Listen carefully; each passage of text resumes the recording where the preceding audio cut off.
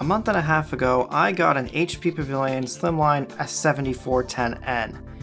A rather meme machine because it was a tiny little PC that had a Celeron M processor. It was kind of a weird thing. Since I've barely gotten anything all year and I haven't had enough of working on tiny little PCs that are difficult to do anything on, I found this PC on eBay for actually around the same price. This is the HP Pavilion Slimline s3300f from 2008, and just like the other Slimline that I just got, this is basically the Slimline version of an HP tower that I already have, in this case the s3300f. Unlike the older Slimline though, which arrived in pretty good condition, albeit just a bit dirty, this one is going to be a little bit more work. Between the time that I bought it and the time it actually arrived on my doorstep, this thing had an interesting time in its box. Which is a bit disappointing because unlike the other computer which had a mobile Celeron processor, this PC has a full-fledged AMD Athlon 64X2 5000 plus CPU. It's actually appears to be pretty decent. This thing, in theory, could actually be used for stuff unlike the other computer, which I use if I want to make my life exponentially worse. I guess we're gonna do what we can to try and fix this thing, but holy cow. And oh, in addition to it being bent, it's also really dirty. Ignoring that corner, here's the internals. It's really weird to see a full-size heatsink in this after dealing with the other computer. In fact, this whole thing, while it is a pretty similar chassis to the other system, is pretty different internally. As far as I'm aware, this thing has that aforementioned Athlon 64, along with 2 gigs of RAM, no hard drive, and a DVD-RW drive. This one also has a PCI Express slot, so I could add in a graphics card if I so desired. Unlike the other system, I want to disassemble this one first before powering it up. There's a good chance that something could be bent in a way that could cause a short somewhere. In fact, the I/O shield is so bent out of place I can barely even plug stuff in. The disassembly process for this machine has not been fun. In order to get at pretty much anything, you need to take out this Pocket Media drive bay, which is so difficult to come out that it took me almost an hour. You pretty much have to remove that in order to get at anything. After I took that out, it turns out this machine does have a hard drive, even though it was advertised as having no hard drive. Whoops. I suppose after seeing how hard it is to take the frickin' media drive bay out of here, I understand why. The original optical drive, or at least I think it's original since it's got HP markings, was manufactured by PLDS, so cool. And that hard drive appears to be a Seagate Barracuda from 2008. It's 500 gigs, so it's probably the original drive. That's kind of a score. Otherwise, how this system comes apart is very similar to the other system. The drive cage comes out pretty much the same way and is screwed into the same places, so I had a little bit of understanding as to how this worked. The tiny little motherboard in this machine is pretty similar to the one from the other Slimline. In other words, it's proprietary because it uses the same form factor power supply and therefore the same proprietary connector. At least that corner doesn't appear to be damaged at all. It's also the M2N61-AR, presumably from Asus, since the cooling fan literally says Asus. The power supply is a bit better than the one in the other Slimline, but as you can see, it's pretty beat. And with everything removed, you can see the extent of the damage in this dirty chassis. It's pretty bad, but I think it might be salvageable. It's actually not nearly as bad as it could be. Still, before I fired this system up, I wanted to inspect that power supply to make sure that no metal was bent inwards enough to cause a short, because that would be bad. Never open a power supply unless you know what you're doing. I don't, because I couldn't figure out how to open this one. Probably for the better. Fortunately, thanks to my dad, I was able to get this power supply bent back out enough that it looks sort of okay. So with that sorted out, I wanted to do a test of the hardware outside of the case because it was so bent that I couldn't even put everything back in the case. Okay, well, here we go. Smoke test.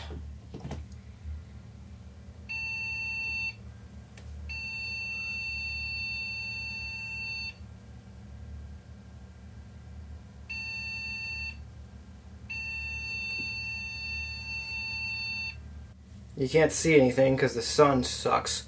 But we have what appears to be 2 gigs of RAM. So I'm wondering if maybe there's a RAM problem. I don't know what else it could be other than RAM. Oh, wait a second. That sounded promising. Well, let's try it without this stick for now, I guess. Outside of one RAM stick presumably not working, the machine fires right up. So, good, after seeing what it looked like before.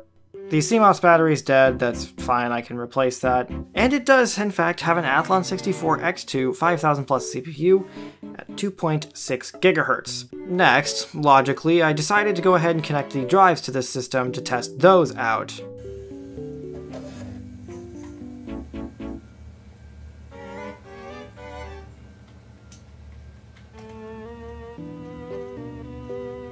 Yep, they work just fine, at least in the BIOS. And whether this is fortunate or unfortunate, it turns out this thing was not wiped, since it was booting into Windows 7, not Windows Vista like what it was supposed to come with. The Windows install that was on this thing, unsurprisingly, was a train wreck. It was upgraded from the old install of Windows Vista, so it still had all the HP garbage and a lot of other stuff. I thought this thing was going to give me a virus the moment I fired it up with all the things that popped up. This install is very clearly going to get formatted. There is so much personal information and files on this system, it is insane. But thankfully, the recovery partition appears to still be somewhat intact, even though files were stored on it for some reason.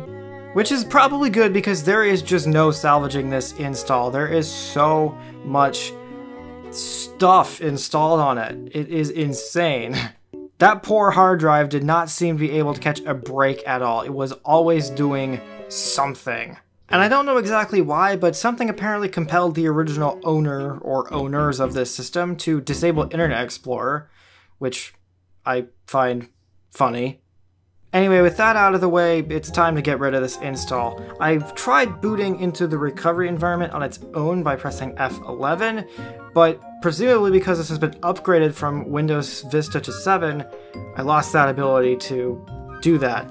Thankfully, the Recovery Manager program is still on the hard drive, so by launching it that way, it actually just boots fine, which is good. Basically, the exact same thing I did with the other computer, except I don't have to do a whole lot of work since it's already on the hard drive. This recovers Vista Home Premium 32-bit, since as far as I'm aware, it's basically the same image that's on the s3300f, so it's not entirely ideal, but not uncommon for when this was new. Despite doing a full destructive recovery on this system, as soon as I set it up, I got a prompt to register with HP, which immediately came up with a ton of personal information for the original owner. Information that I did not want on here. I'm guessing this is maybe for ease if you have to reset your computer but you're not getting rid of it. But if you're using this recovery feature to reset the system before you get rid of it, this seems like a really bad idea. Even in this Internet Offers tab, it had the phone number and email address of the original owner. This just does not seem like a good idea. Thankfully, outside of that, this is pretty much all cleaned up now, with the original factory install that would have shipped with it, of course. As I suspected, it is a 32-bit copy of Windows, but since this thing only has 2 gigs of RAM, it's not that big of a deal. So now that I know that the system worked, it's time to come back to this and see what I can do about it. It's pretty bad, but I think that it might be able to be somewhat bent back. I really don't have the best selection of tools, but I had this old mallet that isn't made of metal, so it's not going to completely mess up the case, and I just decided to go ahead and see what would happen. I'm not good at pounding things, but I at least tried my best. I was able to improve it, but even after a bit of time, it still didn't look good. I'm still not happy with it, but realistically, outside of fully replacing the case, there's just kinda not much else I can do. I decided with the resources that I do have that I just had to reassemble the computer and hope that with all of the parts screwed into the case, it would be enough to keep the chassis bent back enough. While I was attempting to put the I/O shield back in, I managed to snap one of the antennas for the integrated Wi-Fi in this machine.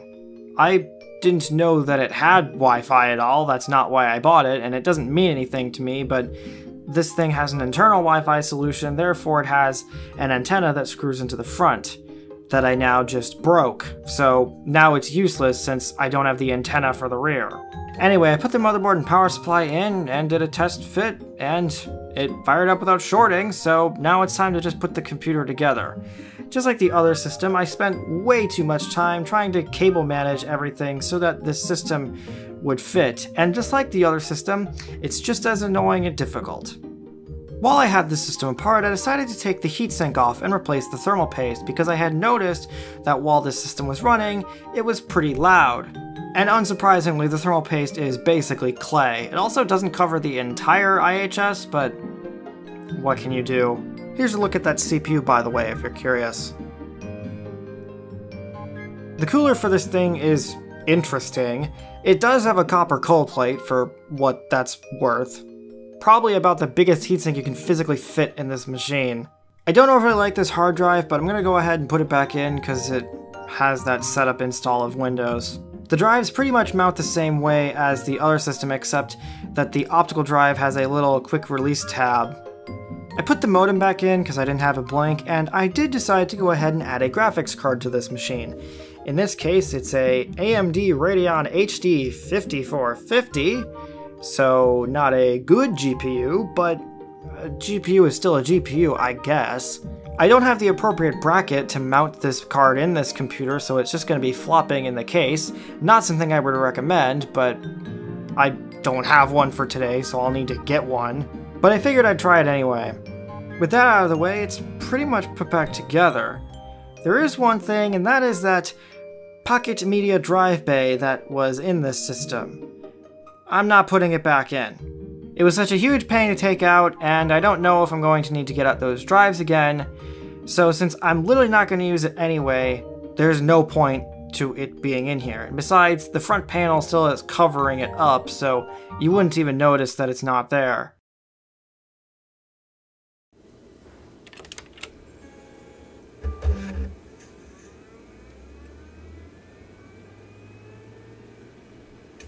I find this eject button mechanism to be a bit interesting, but it seems to be effective, so...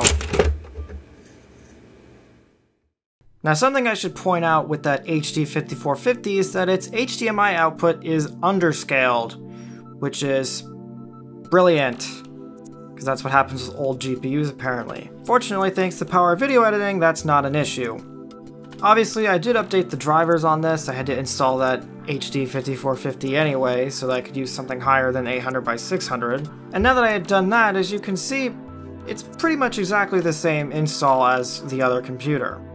Amazingly, it actually did pick up Wi-Fi, despite it having no antennas, which I thought was fun. Oh, never mind, no it doesn't. Anyway, this is pretty much the same install as the other computer, so there just wasn't really a whole lot to do with this. It's just Windows Vista. It's okay, I guess. I spent a bit of time with the system and everything seemed to be all good. It was working fine, so I'd say that's a score after everything it's been through. Since I don't really care for Vista, I did decide to upgrade this computer to Windows 7, since I thought maybe it could be a little more useful that way. However, I then discovered a pretty strange issue where I couldn't open any program that would monitor temps on this system without it crashing as soon as it would attempt to view smart info, which I thought was bizarre. The hard drive would just cut out and the system would have to be restarted with the power button. This hard drive seemed okay. It seemed to pass all its tests. By the way, if you're wondering about the goofy colors, that's how the HD5450 outputs in HDMI sometimes without a graphics driver. It looks great. Anyway, the hard drive seemed okay. I didn't really have any evidence to suggest it was actually failing, but there was just some weird behavior going on with this install and with the drive. It seemed like this thing was always doing something, even on a clean install.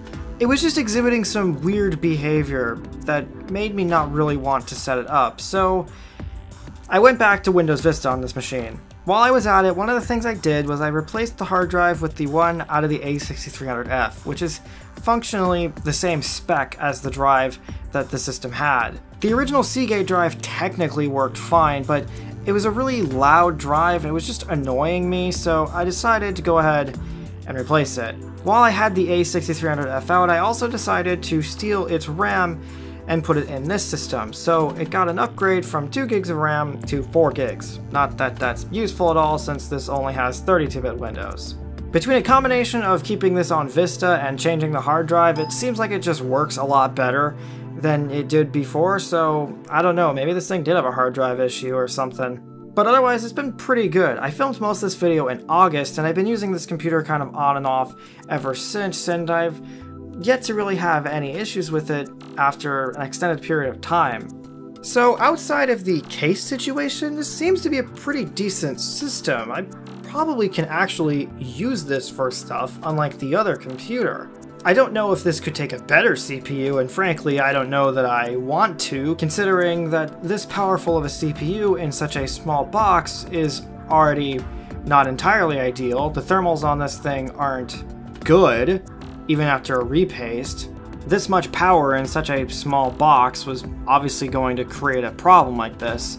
I'll need to actually spend some time if I do a proper video on this system to actually get proper data for this, but otherwise it's reasonably good actually. I don't actually have a proper Windows Vista computer, whether that's a good or bad thing, but I guess now I have one.